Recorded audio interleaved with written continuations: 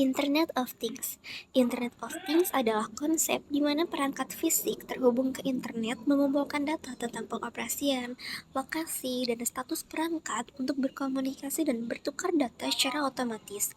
Ini memungkinkan perangkat bekerja bersama, mengumpulkan, dan menganalisis data untuk meningkatkan efisiensi dan pengalaman pengguna. Lalu, kenapa Internet of Things cepat berkembang? Alasan yang pertama adalah perangkat keras lebih canggih, kecil, dan powerful. Yang kedua, ketersediaan alat bisnis intelijen mudah diakses. Yang ketiga, inovasi baru dan menarik setiap waktu.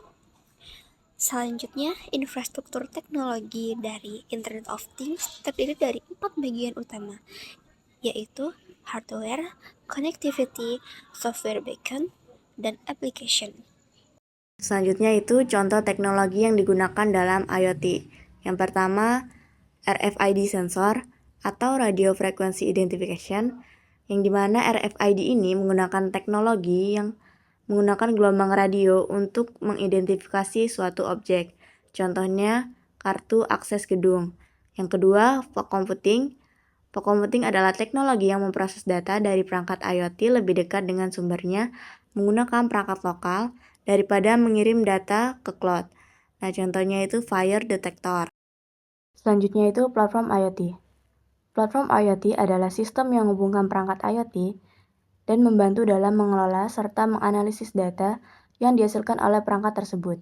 Biasanya menawarkan fitur untuk menghubungkan perangkat, menyimpan data, dan melakukan analisis untuk mendapatkan wawasan yang berguna.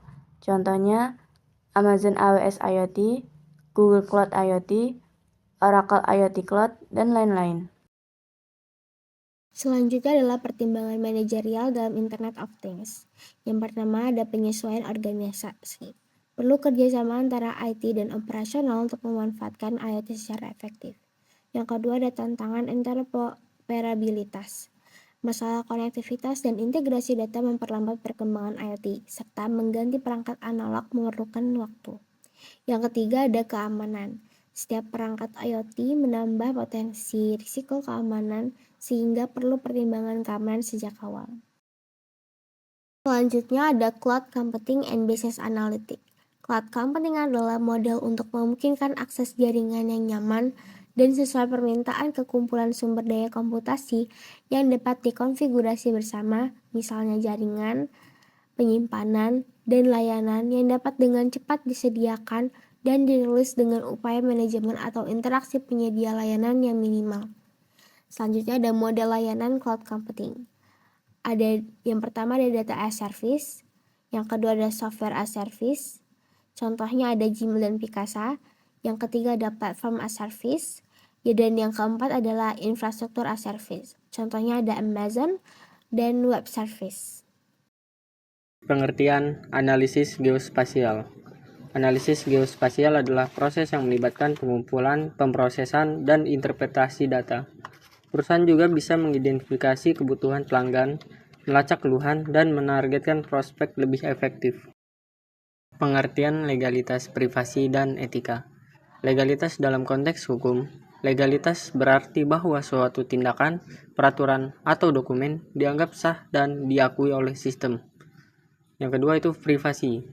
Privasi adalah hak individu untuk mengontrol informasi pribadi mereka dan untuk melindungi diri dari pengawasan atau intrusi yang tidak diinginkan.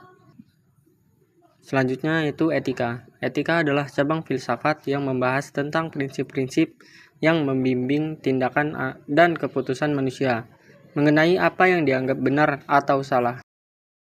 Selanjutnya ada pengertian ilmuwan data. Ilmuwan data adalah profesional yang bekerja dengan big data untuk menganalisis dan mencari wawasan yang dapat meningkatkan praktik analitik bisnis. Mereka menggabungkan keterampilan teknis seperti pemrograman dengan pemahaman bisnis untuk menciptakan solusi yang dapat mendorong keputusan strategis dan peluang bisnis baru.